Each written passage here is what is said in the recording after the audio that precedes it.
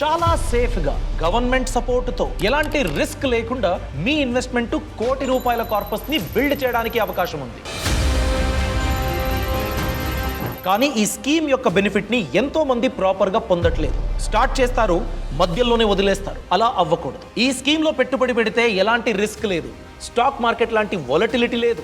అందుకే సేఫ్ గా ఎలాంటి రిస్క్ లేకుండా మరింత ట్యాక్స్ బెనిఫిట్లతో మీ ఇన్వెస్ట్మెంట్ ₹1,00,00,000 కార్పస్ ని ఎలా బిల్డ్ చేసుకోవచ్చు దాని గురించి ఈ వీడియోలో క్లియర్ గా నేను ఎక్స్ప్లెయిన్ చేయబోతున్నాను. వీడియో ఎండ్ వరకు తప్పక చూడండి. నమస్కారం, నేను అభిషేక్ రామప్ప. మీరు ఓ మంచి కంపెనీలో ఉద్యోగిగా పనిచేస్తూ ఉన్నారు. మంచి శాలరీ ఉంది, పిఎఫ్ ఫెసిలిటీ ఉంది, ఈఎస్ఐ ఫెసిలిటీ ఉంది, ఇన్సూరెన్స్ ఫెసిలిటీ ఉంది. అదే కూరగాయలు అమ్మేటోళ్ళు, ఏదో ఒక క్యాబ్ నడిపేటోళ్ళు, లేకపోతే రోజువారీ కూలీ గ్రామీణ ప్రాంతంలో ఉండేటోళ్ళు, వాళ్ళ రిటైర్మెంట్ సంగతి ఏంటి? ఎలా ప్లాన్ చేసుకోవాలి? వాళ్ళకి ఏజ్ 60 years, 65 years, 70 years అయినా కూడా మంత్లీ ఖర్చుల గురించి వాళ్ళు పనిచేస్తూ ఉండాలి. అలాంటి ప్రాబ్లం కి సొల్యూషన్ ఏ పబ్లిక్ ప్రావిడెంట్ ఫండ్. అంటే ఒక వ్యక్తి తన రిటైర్మెంట్ గురించి అన్ఆర్గనైజ్డ్ సెక్టర్ లో ఉన్నా కూడా ప్లాన్ చేసుకోవచ్చు ఈ స్కీమ్ ద్వారా. దీని గురించి కొన్ని ఫీచర్స్ మనం తెలుసుకోవాలి. ఇది ఎందుకు ఇంపార్టెంట్ అంటే దీనిపైన మీకు దొరికే ఇంట్రెస్ట్ 7.1% యాన్యువల్లీ కాంపౌండింగ్. నేను 2026 లో ఈ స్కీమ్ లో డబ్బు పెట్టినట్లయితే 2027 అని చూసుకున్నట్లయితే 12 నెలలో 7.1% ఇంట్రెస్ట్ వచ్చేసింది. ఆ ఇంట్రెస్ట్ ని నా ఇన్వెస్ట్మెంట్ కి యాడ్ ఆన్ చేసి ఆ ఇంట్రెస్ట్ మీద మరింత ఇంట్రెస్ట్ ని యాడ్ ఆన్ చేస్తూ వెళ్తారు. ఇలా వడ్డీ మీద వడ్డీ, చక్రవడ్డీగా అది పెరుగుతూ వెళ్తుంది. దీన్నే కాంపౌండింగ్ ఇంట్రెస్ట్ అంటారు. సో కాంపౌండింగ్ లాభాలు పీపీఎఫ్ లో దొరుకుతుంది. మీరు కష్టపడి సంపాదించిన డబ్బులో మీ శాలరీలో ఎవ్రీ మంత్ ఇంత అని పీపీఎఫ్ అకౌంట్ లో మీరు ఇన్వెస్ట్మెంట్ పెడతారు. దానికి ట్యాక్స్ కట్టాల్సిన అవసరం లేదు, ట్యాక్స్ ఎగ్జంప్షన్ ఉంటుంది. నేను ఒక సంవత్సరానికి ₹1,50,000 నా శాలరీ నుండి పీపీఎఫ్ అకౌంట్ లో పెట్టాను అన్నట్లయితే మీరు 3 లక్షలు ట్యాక్స్ కట్టాలి అనుకోండి without PPF. With PPF investment 1.5 lakh మీరు ఆ పీపీఎఫ్ అకౌంట్ లో పెట్టినట్లయితే మీరు కట్టాల్సిన ట్యాక్స్ సగం సేవ్ అవుతుంది. ఈ ఎగ్జాంపుల్ లో మీరు కట్టాల్సింది పీపీఎఫ్ లో 1.5 లక్ష పెట్టారు కాబట్టి 1.5 లక్ష మాత్రం కడితే చాలు. సెకండ్ ట్యాక్స్ బెనిఫిట్, మీ ఇన్వెస్ట్మెంట్ వడ్డీని సంపాదిస్తుంది. ఆ వడ్డీ పైన మీరు ₹1 కూడా ట్యాక్స్ కట్టాల్సిన అవసరం లేదు. 15 years లాక్ ఇన్ పీరియడ్ ఉంటుంది. 15 సంవత్సరాలు మీ డబ్బు పీపీఎఫ్ అకౌంట్ లో లాక్ అవుతుంది. 15 సంవత్సరాల తర్వాత మీరు విత్ డ్రా చేసుకోవచ్చు. దానికన్నా ముందు ప్రీ మెచ్యూర్ విత్ డ్రాల్ చేసుకోవడానికి కొన్ని స్పెషల్ కండిషన్స్, అవకాశాలు ఉంటాయి. సో మీ ఇన్వెస్ట్మెంట్ మెచ్యూరిటీ అయిన తర్వాత మీరు విత్ డ్రా చేసుకోవాలి అన్నట్లయితే ఆ విత్ డ్రాల్ కార్పస్ ఏదైతే ఉంటుందో దానిపైన ₹1 కూడా ట్యాక్స్ కట్టాల్సిన అవసరం లేదు. సో ఎగ్జంప్ట్ 3 ఎగ్జంప్షన్స్ మీకు దొరుకుతాయి. EEE బెనిఫిట్ అని దీన్ని అంటారు. సరేనండి, నేను సెక్షన్ 80C కింద ఎవ్రీ ఇయర్ ₹1.5 లక్ష పీపీఎఫ్ లో ఇన్వెస్ట్మెంట్ పెడుతున్నాను, ట్యాక్స్ బెనిఫిట్ కూడా పొందుతున్నాను. 15 సంవత్సరాలు నేను ఇన్వెస్ట్మెంట్ పెట్టినట్లయితే 15 into 1.5 lakh అని మనం లెక్కించినట్లయితే ₹22,50,000 నేను ఇన్వెస్ట్మెంట్ పెట్టేస్తా. 22.5 lakh. 15 సంవత్సరాల్లో 7.1% annual interest, compounding annually. So ఇలా మనం లెక్కించినట్లయితే కార్పస్ ₹40,68,000 అవుతుంది. లేదు, సంవత్సరానికి ఒకసారి నా దగ్గర 1.5 lakh ఉండదు, నేను ప్రతి నెల ఇన్వెస్ట్మెంట్ పెడతాను అన్నట్లయితే ఎంత పెట్టాలి? 12,500 అండి. ₹12,500 ఎవ్రీ మంత్ మీరు కట్టినట్లయితే సంవత్సరానికి 1,50,000 అవుతుంది. సో 15 సంవత్సరాలకి మీ ఇన్వెస్ట్మెంట్ 40 లక్షల ఒక కార్పస్ ని బిల్డ్ చేస్తుంది. ఇక్కడేనండి మన యాక్చువల్ టాపిక్ స్టార్ట్ అయ్యేది. ఇదే పీపీఎఫ్ లో సంవత్సరానికి 1.5 lakh వరకు నేను పెట్టినట్లయితే ఎలా ₹1,00,00,000 నేను సమకూర్చుకోవచ్చు. దీని గురించే పీపీఎఫ్ లో ఒక అవకాశం ఉంది. దాన్నే ఎక్స్టెన్షన్ స్కీమ్ అని అంటారు. అంటే పీపీఎఫ్ జనరల్ గా 15 సంవత్సరాలు లాక్ ఇన్ పీరియడ్ ఉంటుంది. 15 సంవత్సరాలు అయిపోయింది. ఫర్ ఎగ్జాంపుల్ నేను 2025లో పీపీఎఫ్ అకౌంట్ లో డబ్బు పెట్టడం స్టార్ట్ చేశా. ఈ అకౌంట్ ఎప్పుడు మెచ్యూర్ అవుతుంది? 2040. ఆ సంవత్సరంలో ఈ అకౌంట్ అనేది మెచ్యూర్ అవుతుంది. మీరు కావాలంటే విత్ డ్రా చేసుకోవచ్చు. లేదు, నాకు 7.1% కాంపౌండింగ్ ఇంట్రెస్ట్ ఇంకా కావాలి అనుకున్నట్లయితే సేమ్ అకౌంట్ ని నెక్స్ట్ 5 years కి మీరు ఎక్స్టెండ్ చేసుకోవచ్చు. అంటే నేను ఓ సంవత్సరానికి ఎక్స్టెండ్ చేసుకుంటా, 2 సంవత్సరాలకి అలా అవకాశం ఉండదు. మీరు ఎక్స్టెండ్ చేసుకోవాలంటే మెచ్యూరిటీ అయిన తర్వాత ఎవ్రీ టైం మీరు 5 సంవత్సరాలకి ఎక్స్టెండ్ చేసుకోవచ్చు. ఇలా ప్రతిసారికి 5 సంవత్సరాలు మీరు ఎక్స్టెండ్ చేసుకుంటూ వెళ్ళొచ్చు. ఎంత కాలానికైనా మీరు ఎక్స్టెండ్ చేసుకుంటూ వెళ్ళొచ్చు. దీంట్లో ఇంకో బెనిఫిట్ ఏంటంటే నేను సాలరీడ్ పర్సన్ గా ఉన్నాను, కాంట్రిబ్యూషన్ పెట్టాను, 15 years అయిపోయింది, నా దగ్గర ఇప్పుడు డబ్బులు లేదు, నేను ఎలా డబ్బు పెట్టాలి ఎక్స్టెన్షన్ చేసినట్లయితే?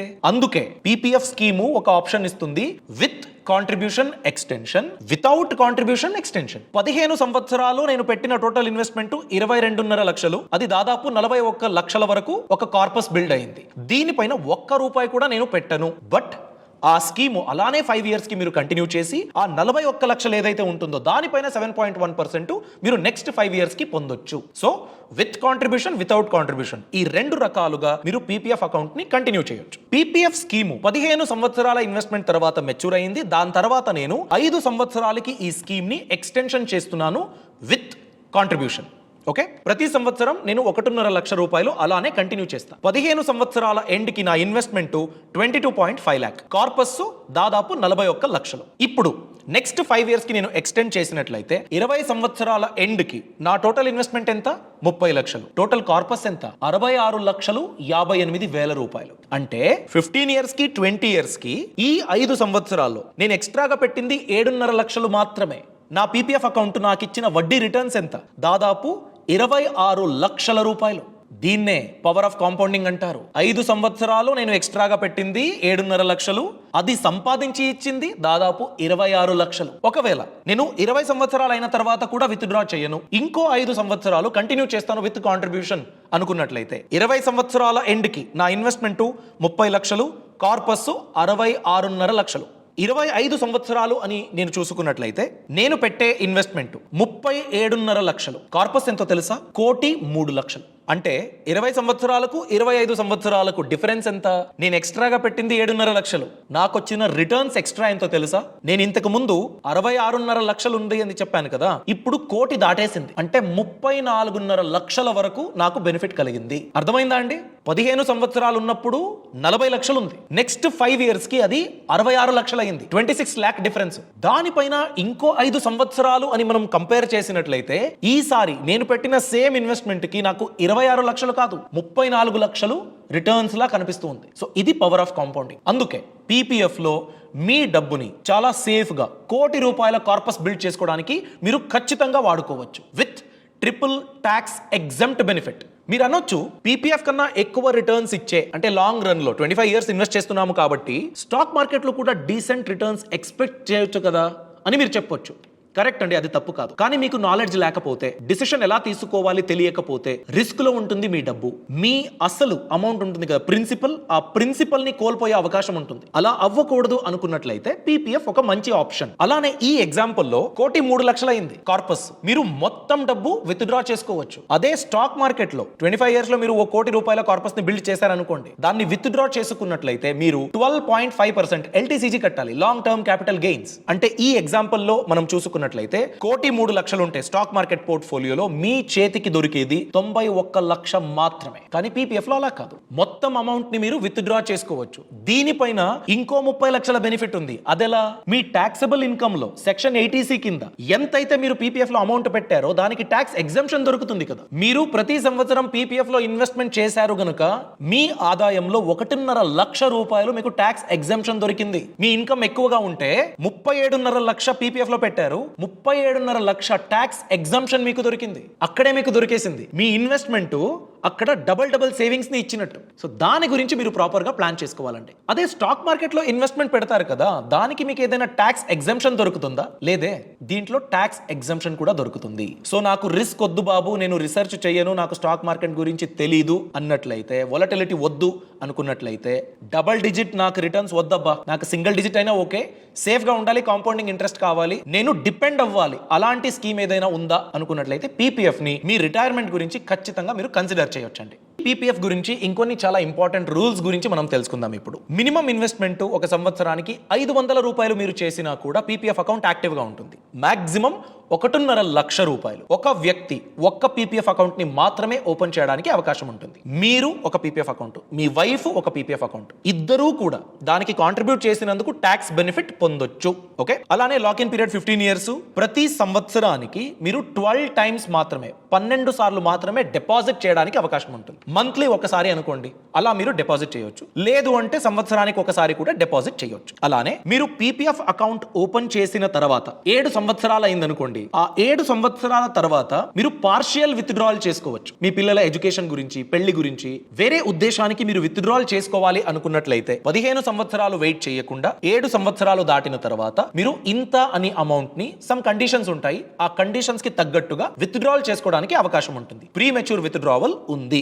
ఇంతే కాదండి, మీరు అకౌంట్ ఓపెన్ చేశారు, పీపీఎఫ్ అకౌంట్ 3 సంవత్సరాలు అయిపోయింది. దాని తర్వాత మీరు ఎంతైతే కాంట్రిబ్యూట్ చేశారో దానికి ఒక ఫార్ములా అప్లై చేస్తారు, దానిపైన మీరు లోన్ తీసుకోవచ్చు. ఓకే, ఈ లోన్ ఎలా వర్క్ అవుతుందంటే మీరు 1% వడ్డీ తిరిగి కట్టాలి. ఫర్ ఎగ్జాంపుల్, నేను 1,00,000 రూపాయలు లోన్ తీసుకుంటే 1000 రూపాయలు నేను ఇంట్రెస్ట్ కట్టాలి. 1000 రూపాయలు మాత్రమా అని మీరు అనుకోవచ్చు, కానీ పీపీఎఫ్ లో లోన్ అలా వర్క్ అవ్వదు. ఫర్ ఎగ్జాంపుల్, నా పీపీఎఫ్ అకౌంట్ లో 3 లక్షల రూపాయల అమౌంట్ ఉంది. నేను 1,00,000 రూపాయల లోన్ తీసుకున్నాను. పీపీఎఫ్ అకౌంట్ లో మిగిలింది ఎంత?